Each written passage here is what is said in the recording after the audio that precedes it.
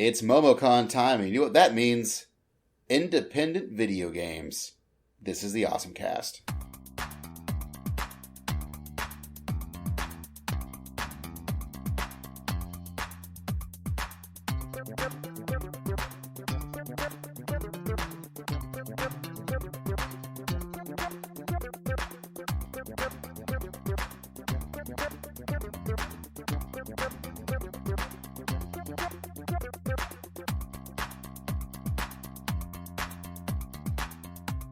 Hey folks, and welcome to the OSMcast, your podcast for everything awesome. I'm Basil. I'm Kevin. I'm Dylan.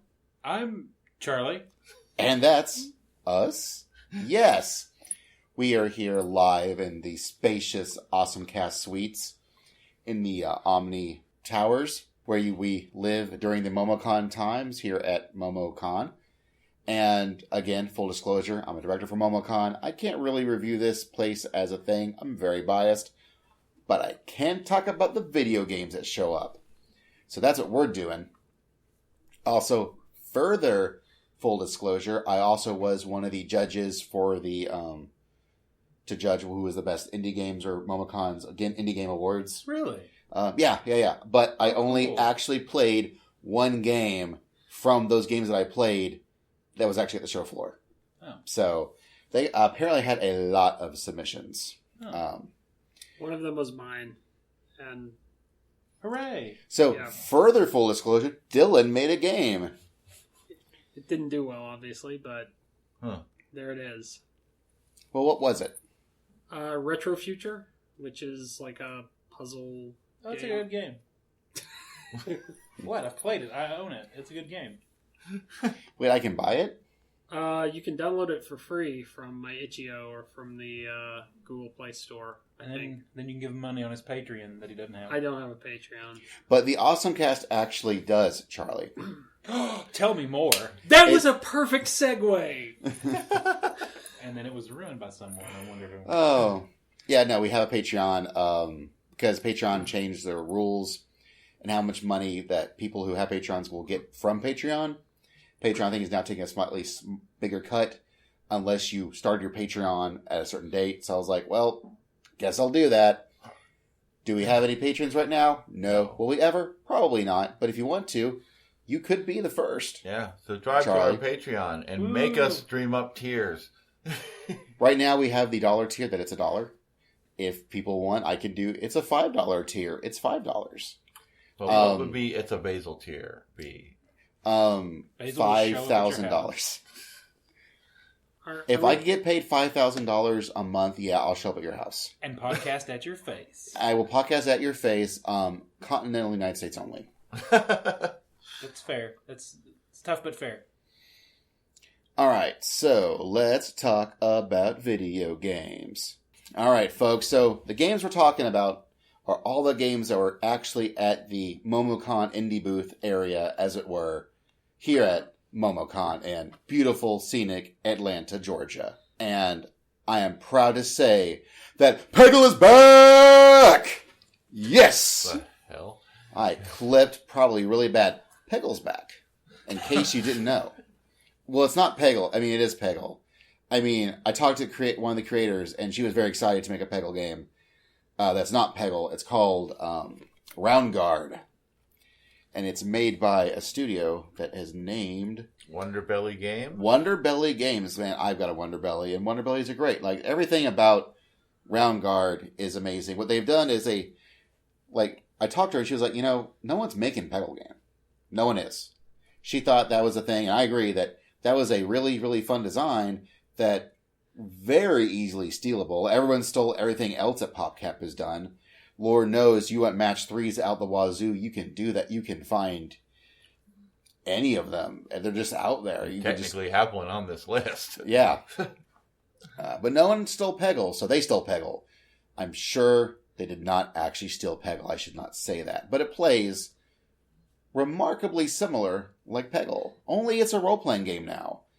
A fantasy role-playing game while you can choose to be either a warrior, a rogue, or a mage. And the idea is instead of just hitting pegs and then hitting all the pegs and going to the next level, there are round-shaped monsters for you to fight in a randomized, almost roguelike dungeons.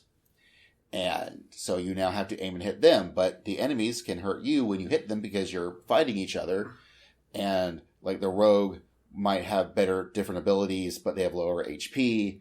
They might deal more damage, whereas the warrior might have more HP or so forth. So the class you choose is important. Apparently, Rogue is good for racking up a high score because they can change your trajectory. I did play Rogue. See, I did not realize that. I played Warrior because that seemed. I played Warrior best. at first too, but I was watching the game being played a little bit. Yeah, the Rogue's special attack is that you hold X, it slows down time, gives you a new trajectory arrow, and you've got a few seconds to give yourself a double jump, basically. Holy crap! Yeah, it is easy to use, difficult to master. I will say that. Like I can easily say this is the first game we're talking about because this was my lock of the show. Like for sure, I made Make It War image and everything. Like they were awesome. I am buying Roundguard. I keep wanting to say Roundabout. I keep thinking about JoJo's. There was so much amazing JoJo's cosplay here at Momocon. But there is a game called Roundabout already, so don't get confused with that. No, get Roundguard. I am buying it day one on PC whenever they release it. If it goes on early access, I will buy it. When it comes out on Switch, I'll buy it again. Look, y'all got me on the Peggle train. I'm down. Roundguard. It is great. Please do that. Now, let's talk about Looking for Heals by Blue Bomber Games. Dylan. Blue. You're the resident white mage in this group. Yes. You tell us about being a healer. You're so white. That's true. No, it actually does kind of play to, the type of classes I like to play. So the idea is this is a roguelike dungeon crawler where you are not actively controlling any of the other party members. You're just controlling the healer.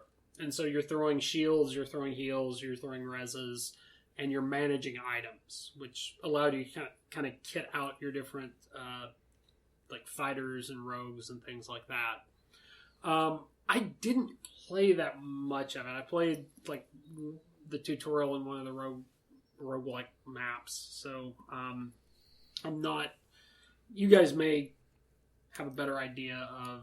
I think that's how much I played too, but I thought it was a really neat idea. This is a healer's dream. Yes. Where you're playing the healer, but then you make the other party members go to do your bidding. Yeah. You are the healer, you are their source of life and death, and you control them. Only in this game, you control them literally. Yeah. Yeah. Well, sorry. I was gonna say, and it has a fun story set up, and something that Dylan pointed out to me that I'm glad he did. I think I would have noticed it eventually. Is that the environment is 3D, but the characters are 2D, and the 3D environment is done really well. It's really subtle. You've got it uses a lot of pixel art. The menus are 100% pixel art. The characters are 100% pixel art. Have that really good animation, but then in game the environments are really simple, 3D, simple looking 3D, textured with again pixel art.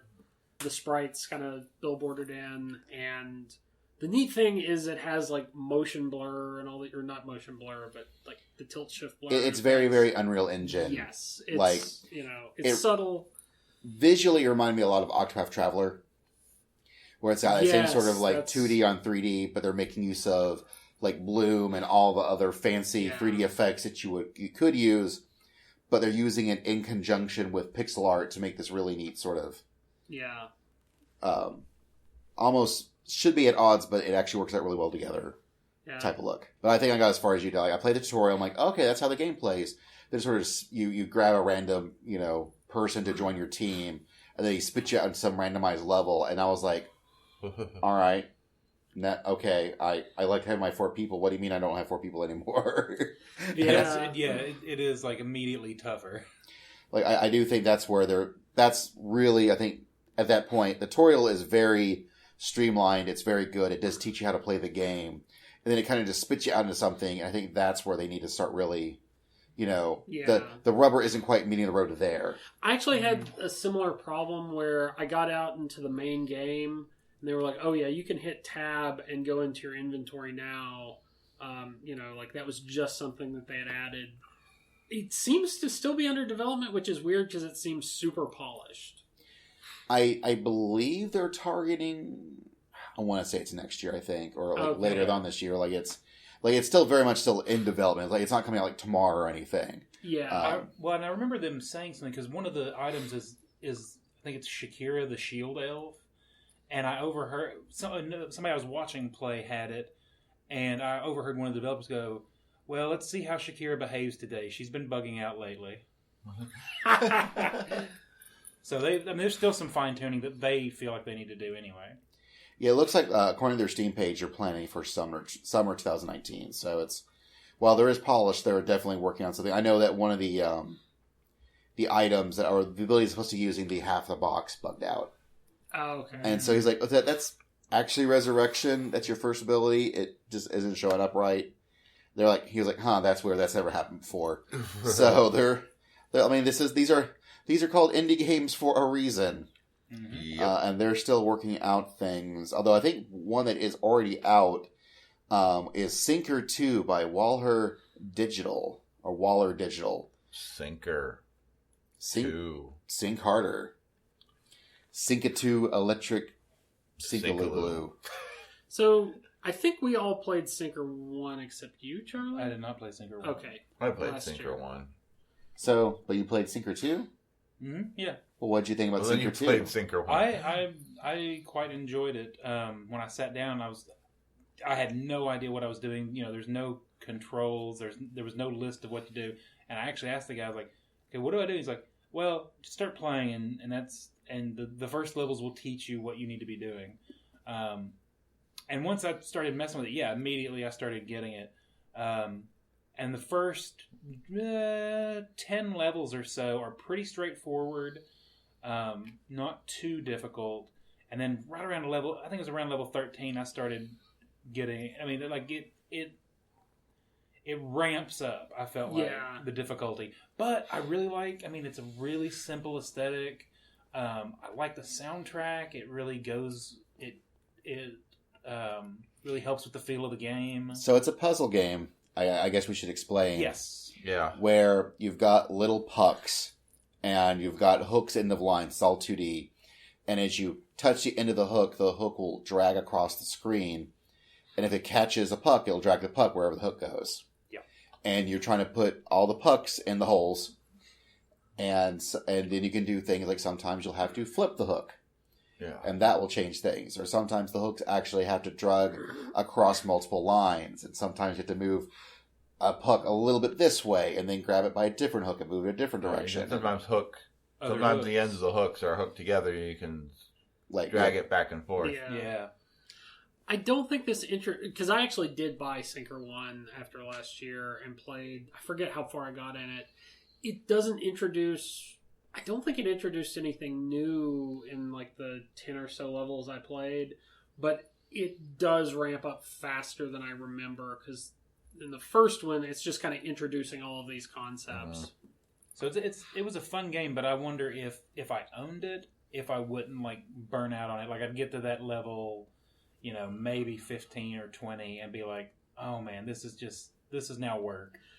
Well, I mean, I don't know. Depends on how you approach it. Like the easier Definitely. levels are just kind of like eating comfort food. You're like, okay, this is it's very simple. tutorial. You hit one of those bigger levels and you kind of have to step back and go, let me think about this for a second. Yeah. But when you do have 4 or 5 hooks and lines crossing each other, Sometimes you have to put multiple pucks into the same hole. Yeah, especially when you don't have the option to hook hooks to each other and basically sort of reset yourself without resetting the entire level. I think I did see an option of maybe going at least back one move. Okay. Yeah. Okay. I think I saw an arrow that I didn't really mess with as I was trying to hit the reset. But wait, there's one arrow? But it's back. I bet I could move back. I could at least go back one move. Yes. Okay. And it's very forgiving. There's an undo button right on, or not an undo. There's a reset button right on the screen. Yeah. Just restart the level. Yeah. But speaking of lines that cross, Pixel Puzzle Makeout League. It's Picross, only it's a love dating game. Or is it? I don't know. I unfortunately I didn't get very far in the story. But it was fun. Like, the setup is that there's a superhero that sees everything in pixels, and that's her superpower, and she's going shoe shopping. But there's actually a good joke about that that I won't ruin. Gets knocked out, and then you're trying to, escape, and then I guess the way you escape is solving these puzzles, and if anyone has played this and can explain how the puzzles show up, because it's basically a grid of either 5x5 or 10x10 squares, and you have hints of how many numbers of squares are supposed to be on each line. It almost felt like solving a Sudoku puzzle. I mean, it kind of is. It is Picross. Okay. And that is a type of game. Okay. And the idea that it is played kind of like Sudoku. And the idea is that you're trying to reveal a pixel art of a picture. Yes. And I think normally you kind of know what that you're trying to make before you make it. Not sure. I'm actually not I don't really play Picross. This is actually my first time playing any sort of Picross. Even though there's 15 billion of them on any Nintendo platform of your choice, DS or Game Boy and beyond. Yeah. So I have friends who swear by Picross. They adore Picross. Okay. I never got into Picross, but I also never got into Sudoku. I assume it appeals to the same demographic. And as far as I can tell, it plays a good game of Picross. I apologize to developers. I'm really bad at Picross. And when you said, "Oh, I played this game," I could talk about it. I'm like, "Oh, thank God, someone else who plays Picross," which means that I don't have to try to describe what Picross is. But no, I was wrong. Sorry. We both don't play Picross. Nobody plays Picross. But it is a fun game.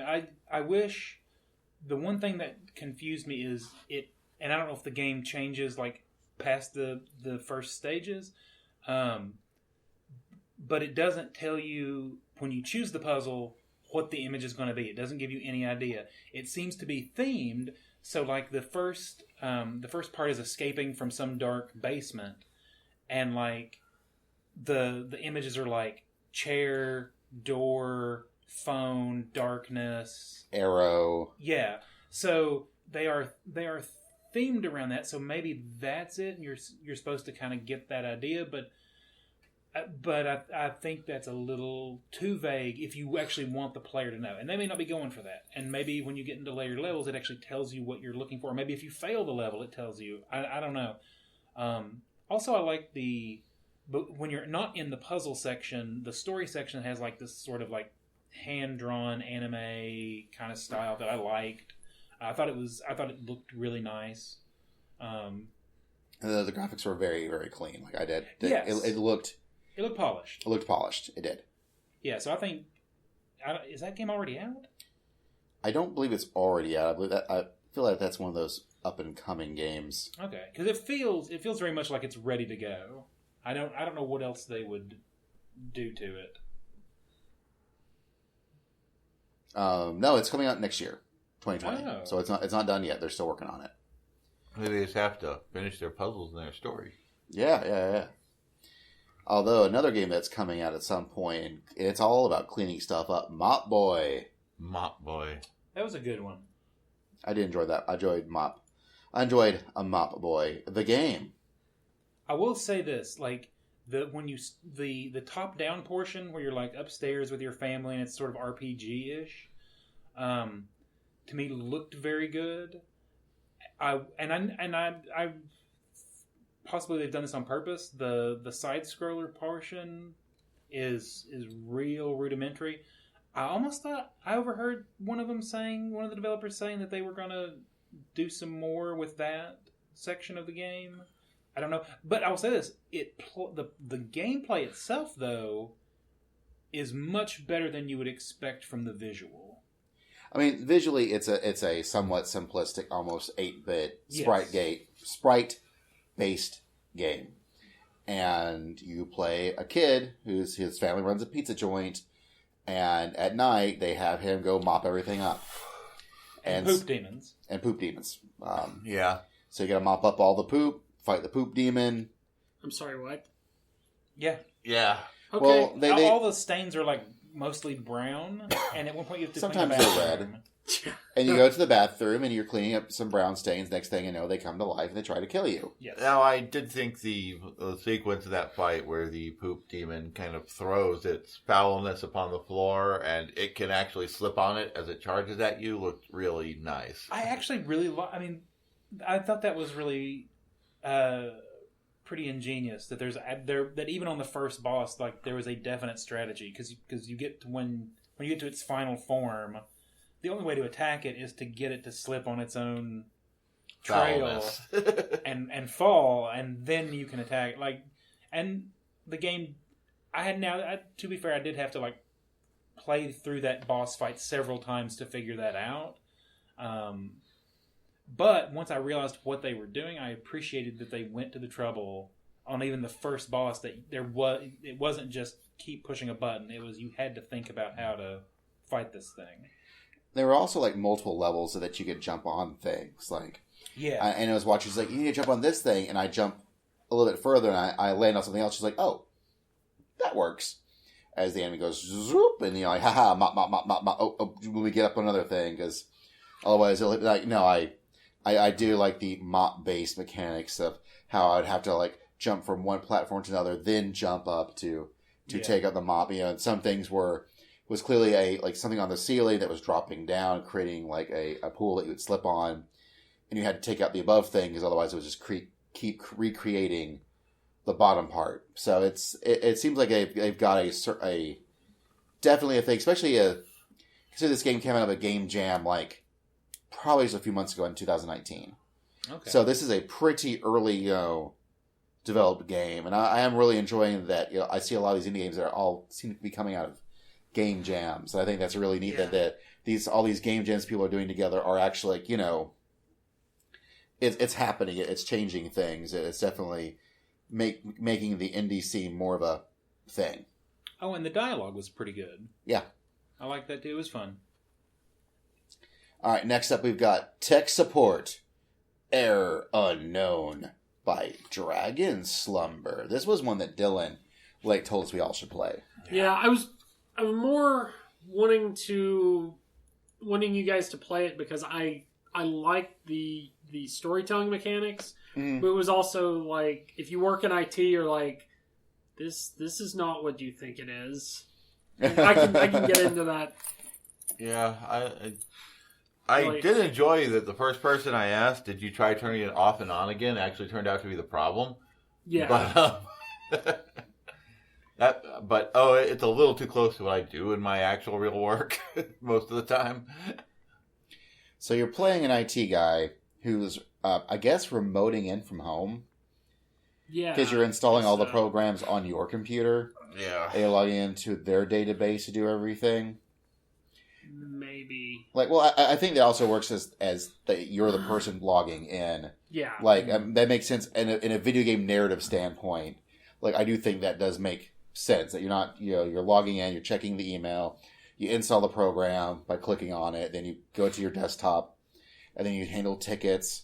I really did like that. The first customer I had was a tutorial owl, who was very much an owl, and I had to solve the owl's problems, and I don't know, and then you ask them questions from a list of options, and you can try to answer their questions again from a list of options, so you're not having to try to figure everything out what to type. And it hits a good sweet spot of you've got this long list of dialogue choices. They're really broad categories, but they do the right thing in context. So it's not too fiddly, but it's also not too limiting.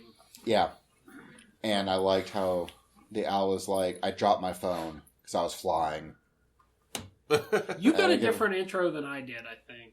And then I first tried turning it on and off again, and the owl was like, no, I don't have my phone, I lost my phone. So I paused and went, try calling your phone? And I was like, oh, okay, that works.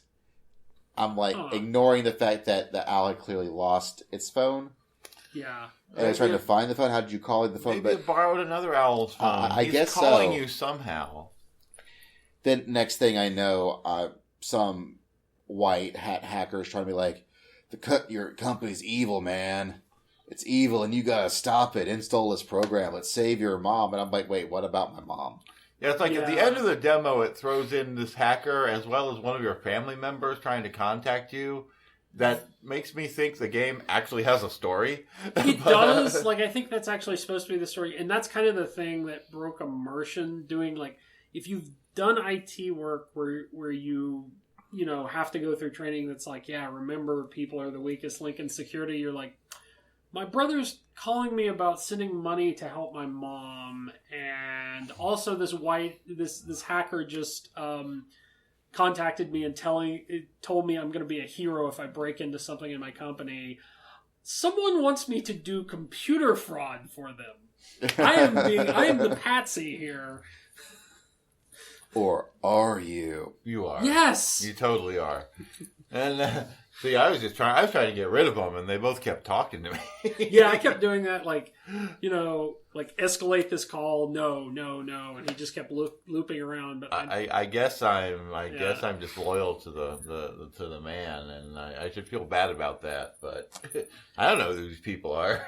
I mean, that's a fair response. That's my response of like, no, man, nothing good comes from this. I just got hired at a new job. I want to keep my job. Yeah. I'm gonna need something more compelling to. It's like. But yeah, that was okay. It was interesting. A little too close to what I actually do, except the people are in person usually. Yeah. All right, so let's keep on going on the road to the champ by Pizza Pranks.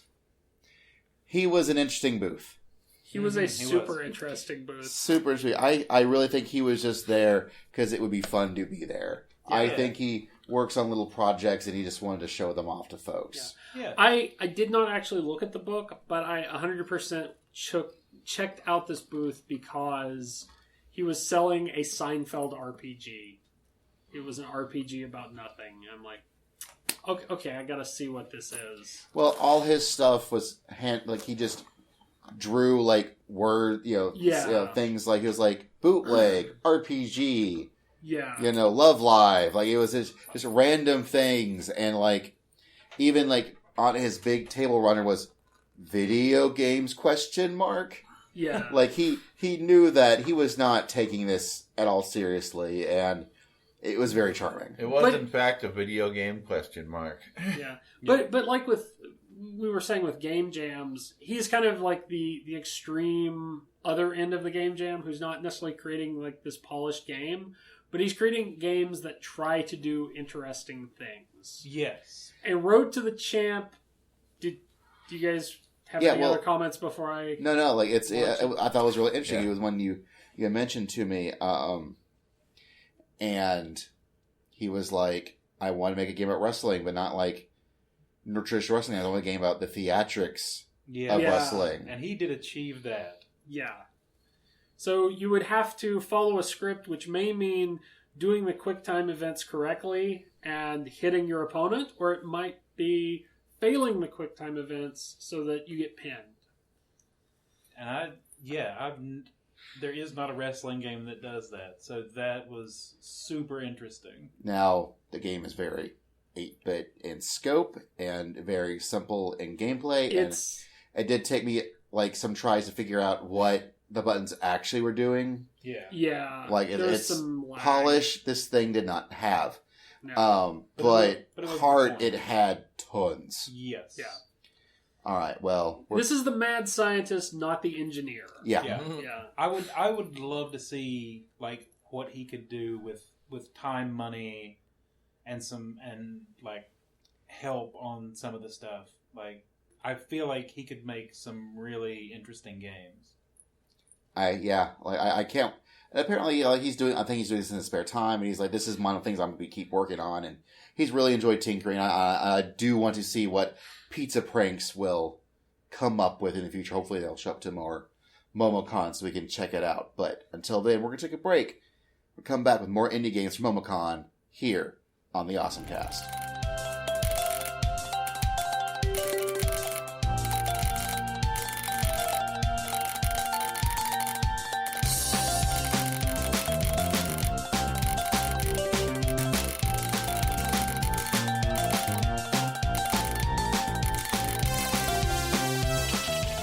And we are back here on the OSMcast with more indie video games.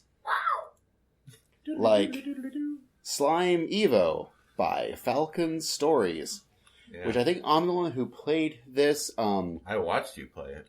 Yeah. It's a guy. I think this is all him. I know he writes fantasy novels of some sorts, like clearly because he had books that he'd written, like also at his booth. One was called the Slime Dungeon. I don't know if they're related. They probably are. I think this is within his cinematic universe, as it were, where you play as a slime who I think is trying to save other slimes. And it's supposed to be a Metroidvania style exploration platforming, 2D platforming game, where you play as a slime, and it's one of those games I really cannot wait to play with a controller. Yes. Because it was very much WASD and mouse, and I'm like, this is so... Playing it felt very janky. Yeah, I'm not. It felt very janky, and even the mouse wheel wasn't quite doing what he thought it was going to be doing. Like, this is very much, I could see this, one of those, okay, yeah, this is a one-man, show, and this is very early, and I think he's about to launch a Kickstarter. If you can somehow get some controller support in there, I think Slime Evo would play a lot better, because the sprite art was pretty good. And it kind of had the same thing like with Looking for Heels, where, it had, parallax scrolling and camera shake, and there were good effects that enhanced the pixel art. And I like the idea of you being able to change your color of your slime, and that granted you different abilities. And so, like, if you're the blue slime, you could move up waterfalls and deal with water things, where red slime was really good at, like, doing big AoE attacks with fire. And so I like where he's going with it. Like, I think this has the bones or the jelly, as it were. It's a slime. I don't think you're ready for this jelly. I'm not ready for it yet, but I want to be. Is the jelly ready for you? Maybe. Who knows? We're not in Soviet Russia. But we do have, which is not Soviet Russia at all, Tiny Kingdoms by Multipath LLLP. Yep. Which, boy, was that a video game.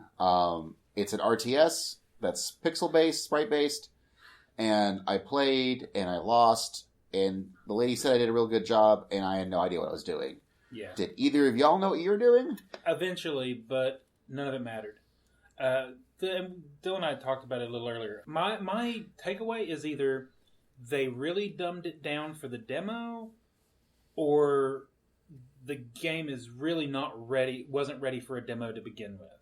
Because there's really only one mechanic, and it's using the barracks to churn out troops and attack the enemy's encampment, town, whatever.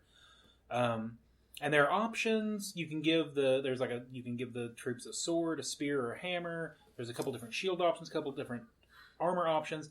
They'll change movement and damage, I think, but that was not explained. It was just they told me, "Hey, here, go to the barracks, create a troop, and this is how you move the troops to go fight each other." And all the time I'm thinking, there must be another mechanic. There must be a resource cost. What else do I need to be doing? Like I would normally play an RTS, but it turns out none of that was true. All you were doing was creating troops, having them fight. There was no resource cost, so. Really, the strategy was don't use any of because anything that requires you to make more clicks, don't do. So using better armor, using better weapons, using better shields, there's no point because that's just slowing you down creating troops. Because the guy I was playing against, who was not one of the developers, I guess figured it out immediately, and I got rushed and was dead so quick. I mean, that's why I said all I was doing was I was just constantly rushing her. She was just constantly rushing me. And I looked at their Kickstarter, and there is things like weapon bonuses, resource gathering, buying land, like different factions, terrain that will change based off the weather. like there seems to be like a lot of stuff in the works. Yeah. Yes. Maybe So- the final version maybe will have more strategy than just Zerg Rush. Yeah, so it seemed like when I played, and the developer told me a couple more things. I remember him mentioning the resource gathering. So I had a little better idea, but I was in the same boat you guys were, where I expected there to be some sort of timer or some sort of resource gathering. I feel like what happened here was technically this is a really good demo. Like, from a technical perspective, they have networked multiplayer working. They have some AI for the units. And so they were showing that off, but they were not showing off like the really neat core gameplay mechanic, which is customizable troops. Or they showed it off, but they didn't really develop that enough. Yeah. And so what they were, I think from the developer's perspective, it's like, here's what I have. Let me tell you how all the gaps fill in. And we're all used to RTSs, and it's more like, this is what I expect to be there. I actually do remember, like, I was selecting a unit, and the guy was like, oh, yeah, you actually have to click and drag to select. You can't just click. We need to add that. And it was like, well, that seems like a basic thing. I think it has the potential to be a really good game. Like, next year, if they bring it back, it's going to be, like... Yeah, I want to stress it was... I can't call it a bad game. I can call it a bad demo. Yeah. What I can call a pretty good game, although, again, also clearly in development, is Astoria Legends by Studio 15. It's very much the developers really like Devil May Cry and Bayonetta, but made it 2D versus 3D, where I was definitely fighting against things like slimes and other mobs that, even just like these basic mobs, would very quickly hand you your butt. Like, this could have been an episode where you're the villain as far as am I, and all your desires were revealed by the good little Kappa boys. Can happen real fast. But you had like a set of like light weapons, medium weapons, heavy weapons. They all had special abilities. They all had different combos to each other. Like, you had a light and a heavy attack with each one. Like, the combat is definitely there, and I was selfish because I would die a lot, but I kept playing because I wanted to play a little bit more. And so I think the initial combat loop definitely seems to be there. It had pretty slick, pretty nice sprite-based graphics. Like, it's definitely, they know what they want to do. It seems like they're well on the way to doing what they want to do, and now they're just in the process of doing it. I think I'm the one who played that one. But I know a bunch of us, I think all of us actually ended up playing Evolution, the video game. Yep. It's not just for atheists anymore. Well, It never was. never was. That was an interesting little... I mean, it was fun. It is an already existing board game? Is that correct? It's been out for a few years, but I don't think any of us have played it. No. So this was kind of our introduction. Because you're basically just trying to, keep your animals alive. Pretty much you're like sort of in like the lands of, Come of the White Lion or the Lion King if you're American. And you're in the wilds and there's a watering hole and you've got to keep your creatures alive to be able to get the food and the water they need from the watering hole. Get little cards you can use to either increase your population or each card will give you a adaptation advantage. And that's to help you gather food. And eventually, or at least on some maps, the option comes to make your creature a carnivore, which means you can't eat the plants, but you can eat the other creatures. But if you screw it up, you have to eat other creatures. Yeah. And if the only available ones to eat at a time are your creatures, they're going to get ate. Yeah. Also, you can't eat anything bigger than you. Just like real life. Yeah, like it's kind of a way to balance things. Like, if I go all carnivore, then you're going to build up your creature's body size so that I starve out. And in that sense, like, it does a really good job of mimicking its subject matter and mechanics. Only those that adapt to survive will survive. And I wish I could compare it to the actual board game, because I thought the video game was pretty fun, actually. I just don't have anything to compare it to. I know it's on Steam and you can buy it and play it right now because this is, again, full disclosure, this is the one game that I was able to play as a judge that was actually at the show floor. Like, I thought, oh man, this will be so much easier this time. I can be able to talk about all these games and not have to go to the show floor as much. No, this was the one game. But I really liked the game. I cannot discuss the scores I gave it, but I like this game a good bit. Like I've enjoyed it. It's one of the games I went back to play afterwards. I can see myself just killing some time on it, here and there. But it's got a pretty full-fledged like story mode type thing that you can go through to play by yourself. It can, it's got the full matchmaking system and everything. It's all set. It's all done. Like this is definitely one of the more completed games that they're just possibly more advertising as an indie game developer. But I enjoyed it. I also enjoyed Eagle Island by Pixelnicks, which I know a bunch of us ended up playing. That was cute. And all of us played it. That was cute. It was a cute game. I struggled. I kept thinking the way the game projected your trajectory. I kept thinking the little bird friend would home in on things, but it pretty much went in a straight line. Yeah. Yeah. I think that was... Oh, go ahead. Which is jumping ahead. It's like sort of a Metrovania platformer where you're a guy with a bird that honestly looks like an owl, so I'm not sure about the eagle in the title, but... Oh, you're right. It does look like an owl. But maybe you're on Eagle Island with your owl buddy. Yeah. But he's your weapon, basically, and you kind of throw him at things as you try to gather power-ups and coins that you can buy your way into treasure chests because little creatures block them. And they take money. And for some reason, while playing it, the name TurboGrafx-16 popped into my head, and I'm not entirely certain why. It must have reminded me of some game that I played on the TurboGrafx-16. It's kind of 16-bit, but maybe a little bit better than 16-bit. Yeah. It was cute. It definitely has some promise. Yeah. And I do think, like, you're looking at the pixel style, I can definitely see, sort of like the TurboGrafx-16, 8-bit plus, 16-bit aesthetic going on. Like, the sprite kind of reminds me a little bit of kind of like how they designed Bonk. Okay. That's what I'm so thinking. I could definitely see that. But it was fun. I like the ability to get different powers. Talking to the developer, they mentioned that there is a full Metroidvania, like, story-based thing, but there's also going to be, like, a roguelike mode. Oh, yeah. So the if game you want... does, like, randomly, at least what I played, like, I picked kind of up in the middle of someone's play and then died almost immediately. Yeah. And I started over, and, like, Basil started, and I realized our areas looked different. Oh. Like, I think the story mode, like, everything is going to be set, but there is going to be, like, a roguelike mode that you can play in. Yeah. So if you want to be more like Rogue Legacy or what have you, you can do that. And there's going to be, like, I think 6 different seeds they're going to pull from for it to create things. And they've got people trying to figure out which seeds are the best for speed running and stuff. So they definitely know what they're doing here. I do kind of definitely want to play it more. It's coming out later on in existence. A lot of these games, I know we've pretty much all been played on PC, but a lot of them are also going to at least be on the Nintendo Switch, if not also PS4 and Xbox One eventually. Nintendo Switch seems to be very friendly towards indie game developers lately.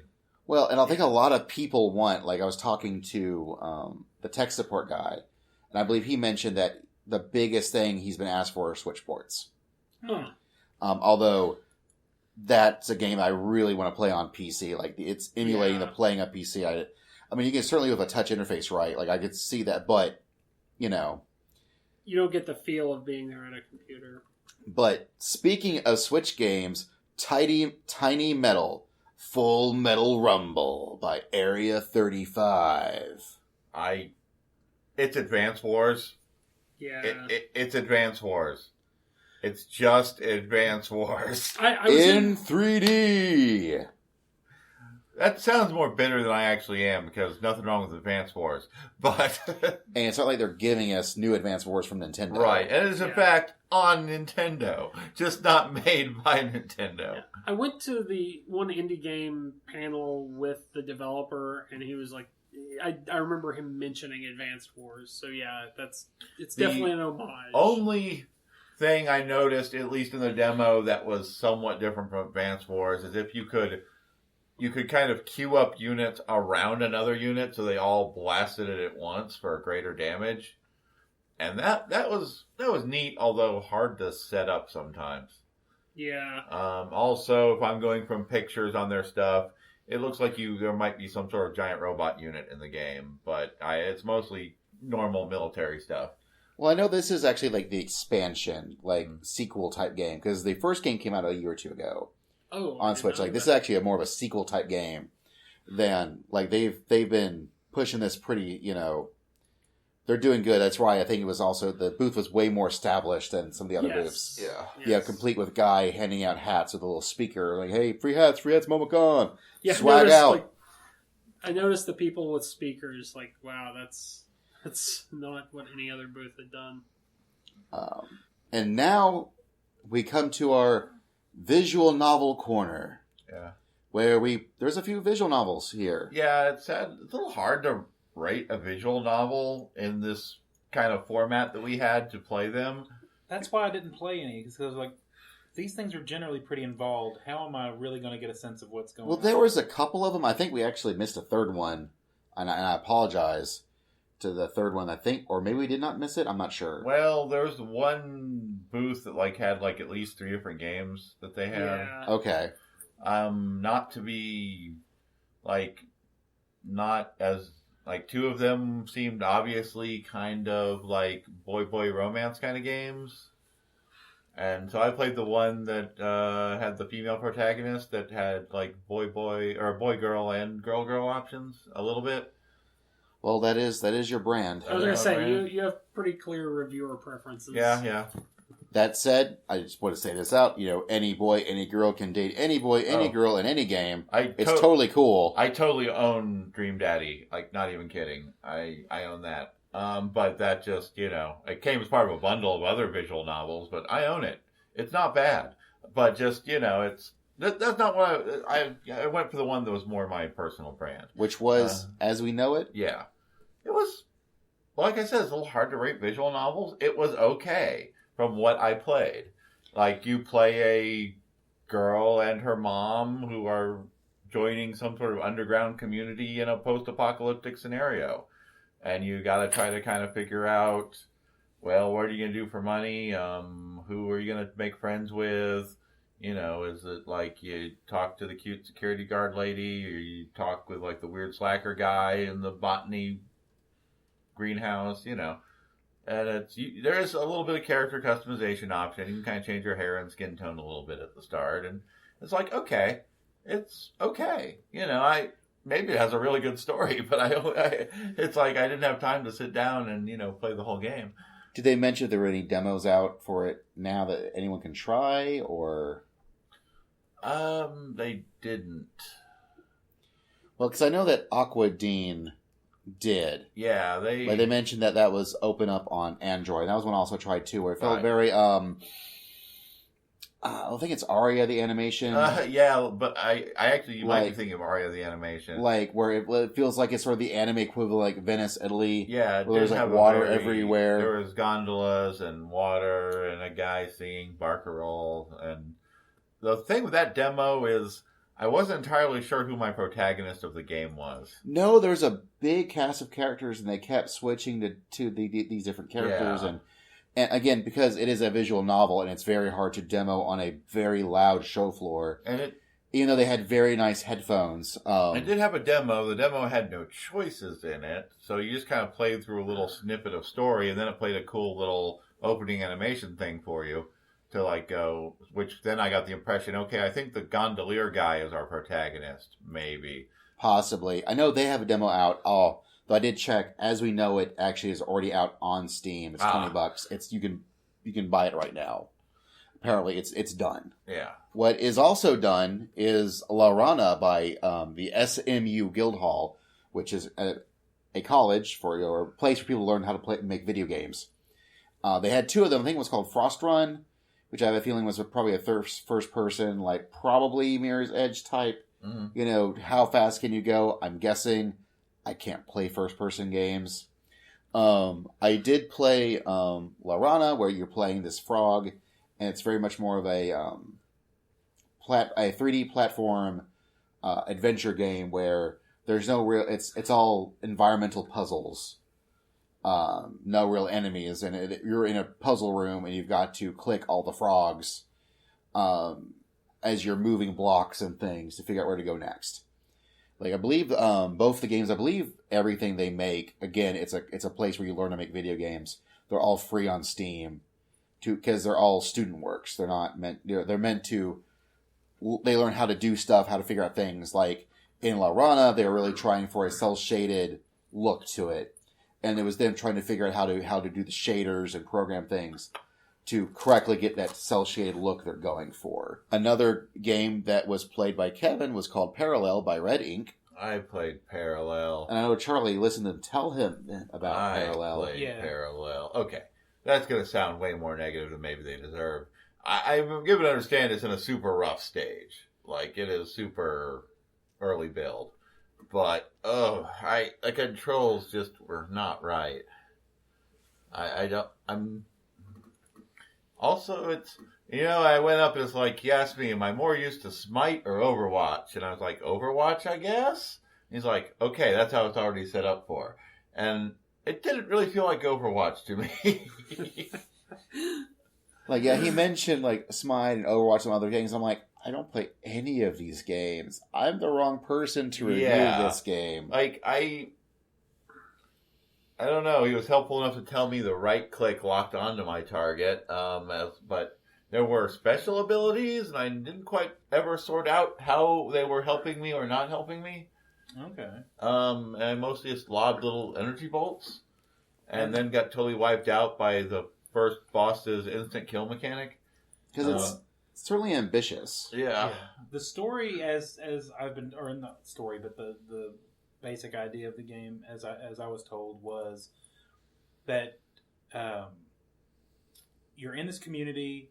You eventually have to fight everybody, more or less, but you get to choose what order you fight anybody in, but you have to goad them into fighting you by being an asshole, and then you kill them and you harvest their essence, which allows you to go to a parallel world in the same town. But now that person has been erased from existence, and the town is worse because that person was never there to help the town along. So what he didn't fill in was, I'm not certain that you're not the bad guy of this video game. Like, I didn't think about it at first, but then just now thinking about it further, you might be the villain. I felt like the camera speed was a little slow compared to the speed your character moved at, and we're having to engage with the enemies. Like I said, I wasn't too clear what my special abilities were doing, so maybe that's just a little simple FAQ or manual might fix. Yeah.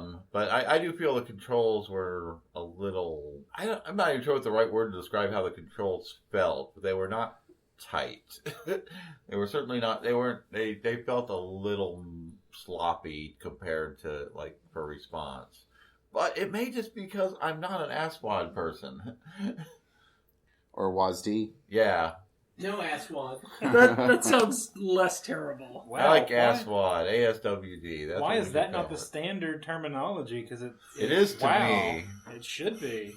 Well, you can teach the future, the next generation, that it's ASWAD and not WASD in Baby Adopter Galaxy. Truly the most ambitious title of the...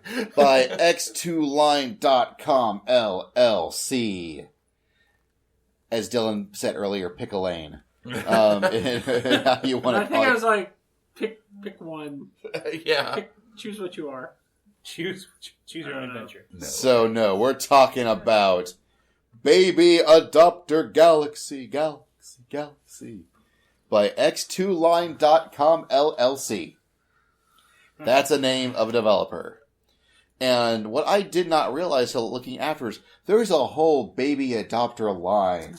There's like Baby Adopter Safari. There's like Berry Adopter. Berry Adopter. I would play that Make game. that game. Baby Adopter Holiday. Baby Adopter. Baby Adopter this. Baby Adopter. This is a franchise. Apparently, and it may be all the same guy. I'm not sure. So you adopt a baby, and you can feed the baby, and you can kiss the baby. You can give the baby toys. And Then you wait. And then you give the baby some more food. And then you can kiss the baby again, or maybe hug the baby. These are all text options. It's a phone game. And then you have a time waster, which is pretty much a match 3 game. That kind of works. I mean, it's okay. It kind of works. Like, it's... It's hard to break a match 3. Like, it's hard to make. Like, it certainly works. Like, I don't. I'm gonna be negative. I don't know why this game was at Momocon. Like, I don't. Yeah. I don't. This very much feels like a game that you advertise on Facebook and hope to God people will download it from Facebook. It felt super generic and super not. Your goodwill probably evaporates as soon as you actually try to play it. So a demo is a bad idea. It looks super generic. I was like, can I go back and play, I don't know, any other game on the show floor that I played previously? It was not for me. I don't want to call it bad, but it sure is bad. It's not a Basil game. It's not a Basil game. But might be a Basil game. Was a Dylan game. I think it was actually at the. There were also, I should point out, some games that were there that we had played before, like Twin Cop, Zero Inbox, Everspace, which I've bought since we played it. But it's on Switch and everything. Yeah, Everspace is good. Zero Inbox, I actually kind of want to wait till there's a physical version I can buy, and I would like to buy it. But the other tabletop game that I think Dylan actually did buy was Table Fighter. I did, and what's weird is I didn't think this was going to be my kind of game. So it's a card game that is trying to replicate a fighting game. And so I watched a round of this, and, you know, when I first was watching, it was like, this feels like, you know, like heavy into fighting game mechanics. It kind of has that really competitive feel that you'd have for Magic the Gathering. But it's really well done. So the idea is you buy a deck. It comes with 8 characters who have 6 cards and a super each. So you have your hand of 3 cards, and you and your opponent each play down a card face down. Either an attack, a grab, a block, a parry, or a super. And there's sort of a paper, rock, scissors that goes into play there. I don't remember exactly what it is. Like, if I play an attack and you play a block, you cancel out, and now you can combo off the block. And it's actually really easy to understand because the guidelines of win, tie, and lose are displayed right on each card. And so there's kind of this mind game aspect of it where, okay, if I think my opponent's going to play down a block, or a block, then I should play down a grab, combo off of that. And it really did feel like playing a fighting game. I will say the reason I bought it was it apparently supports up to 6 players in sort of like a more party game mode. So I don't know that it's for everyone, but if you're into like competitive games like Magic the Gathering, or if you're into video game fighting games, you will probably enjoy this.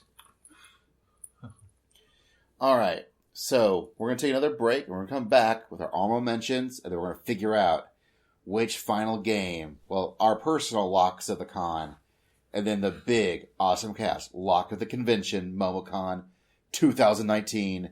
This is the OSMcast.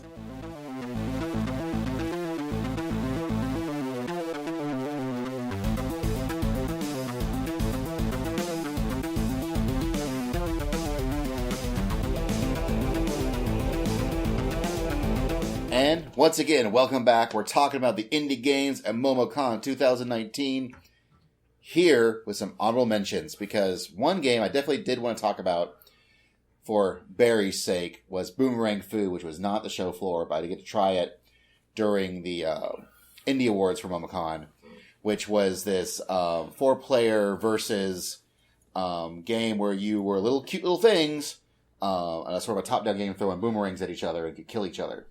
You play like fruit and stuff that would slice up real easily, but still be kid friendly. Oh, that sounds fun. It was really fun. And I'm sad that wasn't here for us to play. It's made by Cranky Watermelon, which is a great name. Almost as good as Wonderbelly. Almost. The other two honorable mentions I did want to mention was there were other two indie booths there. Well, not booths. Well, one was a booth. One was a table, which was Indie Creates was there, the Japanese, developer who has worked on such things as Azure Striker Gunvolt. They're now doing the Blaster Master Zero series. They're working on the Bloodstained game coming out pretty soon.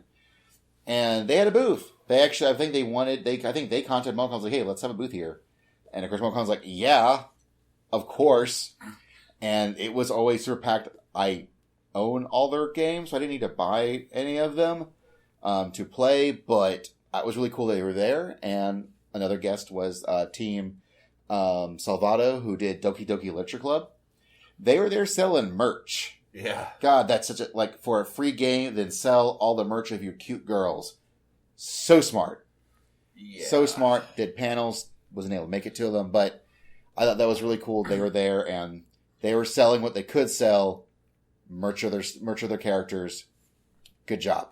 All right, so Kevin, what was your personal lock of the show, and why was it Roundguard? Well, it was. It's a game I most readily saw myself buying. Out of the stuff I played at the con, it seems like a good thing.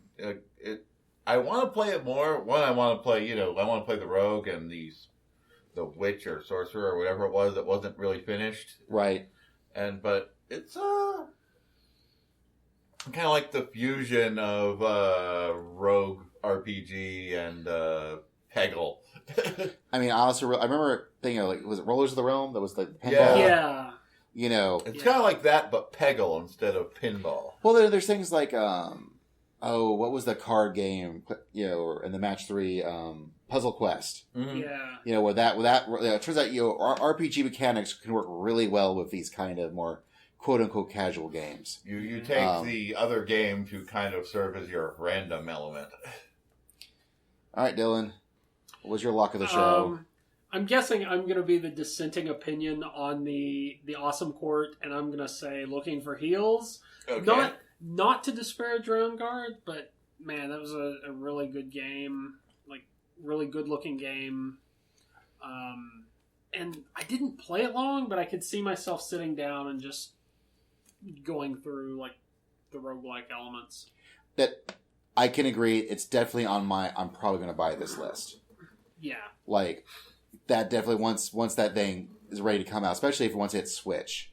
That's one of those games I can really, really like. Roundguard, I'll buy on everything.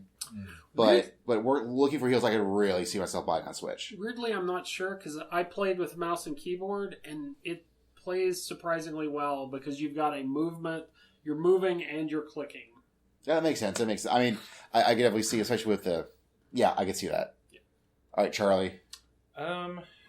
Dylan muddied the waters, but I'm still... if I'm going off of what's the game that I could see myself sitting down and playing, it probably will be Roundguard. Because that's just... As far as that's a game, that's a fun game that I would sit down...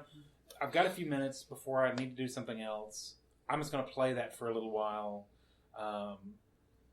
The healing one was great. I don't know that I would sit down to play that one though, because that one's a little more of I felt more of a time commitment than just Roundguard. So I guess my mindset is, it's like a little casual game that I can just sit down and chill for a minute with. Yeah. Other games I could definitely see myself buying. I want to see what Mop Boy turns into.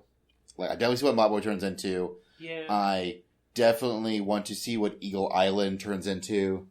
A decent Metroidvania will always get me. I actually want to play Table Fighter with Dylan at some point to see how it plays. Yeah. I definitely, that one seemed cool. Play a real fighting game. I'm buying Samurai Showdown. Thank you. So don't worry about that. And tech support. I definitely want to play tech support. That one. Another one that I got to review or judge, whatever, that was not here was Novi News headliner, where it was very much a papers, please type of game, but you're choosing what news gets chosen. Like, you have a table of various news stories, and you kind of live in this dystopian hellscape. Not ours, very similar. And you get to choose whether you're pro-government, anti-government, pro-drugs, anti-drugs, that sort of thing. And that also sort of had a similar, like, conspiracy thing started happening as you played through the game. But can you be anti-government and... No, I was going to say, can you be pro-government and anti-drug, or pro-drugs and pro-government at the same time? I've seen that movie. Probably. It was also things like, is national health care good or bad? And your news... Anyways, that's a different game. Yeah. But I felt the tech support game gave me certain, like, as I was playing it, like, oh, there's an undercurrent here of something else. Yeah. That much like Novi News, I want to see where it's going. Yeah. I think I can definitely see that. I think my issue with that was, like, I want it to be Law and Order Cyber Crimes Division or something. Like, where you're stopping this hacker. Well, and I think that it seemed like it was do you agree with the hacker? Do you disagree? Like, I think the game might spin off in different directions, maybe as you play it. Well, I guess you have to buy it to find out, which is the whole point. But yeah, so... Alright, Roundguard, you are the OSMcast Momocon 2019 Luck of the Show. The most prestigious award Momocon has. Nearly unanimous. Is us. And you're it. Good job. Can't wait to buy your game on everything. This has been the OSMcast, a production of the OSMcast, your podcast for everything awesome. You can find us at OSMcast.com, OSMcast.com. You can also find us on Twitter and Facebook. Search for OSMcast. We do have a Patreon. Give us money if you so desire. Tell your friends. Review us on the various iTunes, Spotify's. We're on there. Please tell your friends. Please, we are so lonely. I mean, we're broke. We can deal with being broke, but we're real lonely. I'm also lonely, but I'm at It's Basil Time on Twitter. Charlie is... I have no idea. _sommelier. Sure. Dylan is... Dylan Wolf. Kevin is... Twitless_Kevin. So check us out, and next time we'll talk about other things that aren't, well, they'll probably still be video games we talked about here. We'll see you next time.